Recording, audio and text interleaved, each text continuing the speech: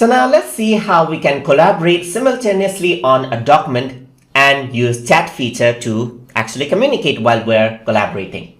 So over here, there's a document. I already sent the collaboration email to the other user, which we talked about in the previous lesson. So once the other user actually accesses the document, what happens is that we'll see their icon right over here on the top. Now you can see that the other user is here. You know who is accessing right here, and we'll know the color. You can see that there's a round color, red color, that is more like a magenta color right here surrounding, and it is right here. The other person cursor is right here. If the other person decides to keep cursor somewhere else, then you can simply go over here, click on it, and you know where they are starting to work. So you can go over here and then they can just type in some sentences right here, just like that. They can start adding in, and you know what they added, just like this.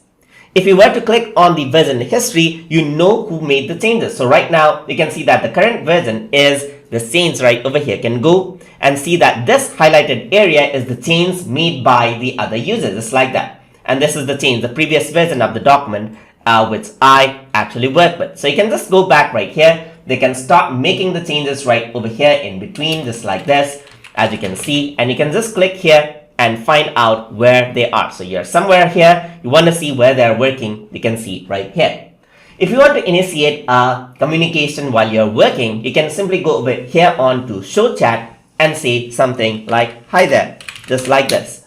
So I said hi, and the other person will be able to communicate back just like this. So they can say hi as well. In my case, both the names are same, so it might be confusing, but they can just say hi from your side, from that side right over here, and ask you like, what should I work on, for example, and then you can just go here and say, make the changes to the title, just like this. So what they can do is they can go up onto the title, make the changes, and to view where they are working, you can simply go over here. And now you can see that they made changes onto the title.